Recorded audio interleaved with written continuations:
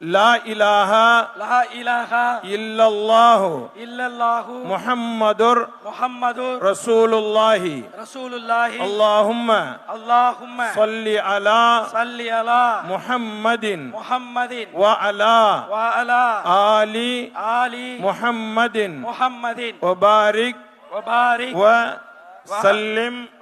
عليه اللهم لك صمت وبك آمنت وعليك توكلت وعلى رزقك أفطرت فتقبل مني يا الله உனக்காகவே நோன்பு நோற்றோம் உன்னுடைய அருளாலேயே நோன்பை திறக்கின்றோம் எங்களுடைய நோன்பை